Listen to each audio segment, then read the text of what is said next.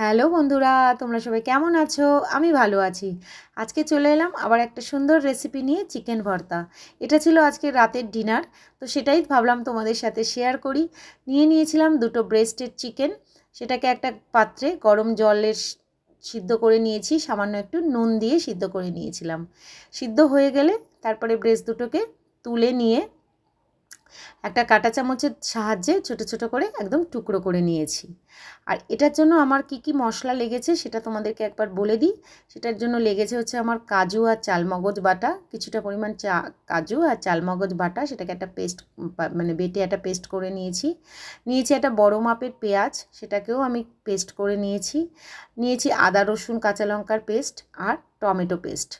চলো এবার কিভাবে রেসিপিটা করেছি তোমাদের সাথে শেয়ার করি। প্রথমে কড়াইতে সামান্য পরিমাণ তেল দিয়েছি, এটার জন্য আমি একদম সামান্য তেল ইউজ করেছি।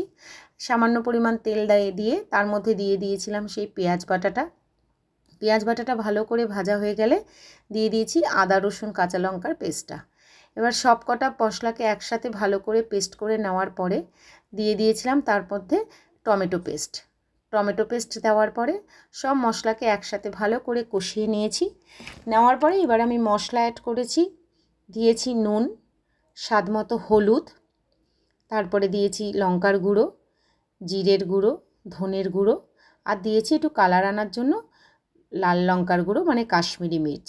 দেওয়ার পরে মশলাগুলোকে ভালো করে পেঁয়াজ আদা রসুনের সাথে কষিয়ে নিতে হবে। সব কিছু মশলা একসাথে কষিয়ে নেওয়ার পরে দিয়ে দিয়েছি হাফ চামচের মতো গরম মশলা। দেওয়ার পরে ভালো করে সেটাকেও একদম মশলার সাথে কষিয়ে নিয়ে দিয়ে দিয়েছি ওই তোমার কাজু আর চালমগজ বাটার যে পেস্টটা করিয়ে রেখেছিলাম। এবার দিয়ে ওটাকে ভালো করে কষিয়ে নিয়ে তারপরে ওপর থেকে দিয়ে দিলাম সেই চিকেন টুকরোগুলো দেওয়ার পরে সব মশলার সাথে চিকেনটাকে ভালো করে কিছুক্ষণ কষিয়ে নেওয়ার পরে আমি এই চিকেন সিদ্ধ করার যে জলটা সেটাকে রেখে দিয়েছিলাম, সেই জলটা উপর থেকে দিয়ে দিলাম। দিয়ে ভালো করে একটু ফুটতে দিয়েছি। ফুটে উঠলে তারপরে দিয়ে দিয়েছি তার মধ্যে সামান্য পরিমাণে কাসুরি মেথি আর ফ্রেশ ক্রিম দিয়ে ভালো করে সেটাকে ফুটে উঠলে আমি দুটো ডিম সিদ্ধ করে রেখেছিলাম আগে থেকে, সেই ডিমটাকে ছোট ছোট করে টুকরো করে নিয়ে ওপর থেকে ওটাকে দিয়ে ভালো করে সব কিছু একসাথে মিক্সড করে নিয়ে তৈরি করে ফেলেছি আজকের চিকেন ভর্তা। আমার ছেলের খুব ভালো লেগেছে, তোমরাও বাড়িতে ট্রাই করে দেখতে পারো, বাচ্চাদের জন্য খুব ভালো লাগবে। বাচ্চাদের তো চিকেন খেতে খুবই ভালো লাগে, তোমরা বাড়িতে ট্রাই করে দেখতে পারো। আর আমার রেসিপিটা যদি তোমাদের ভালো লেগে থাকে লাইক আর সাবস্ক্রাইব করে দিও। টাটা।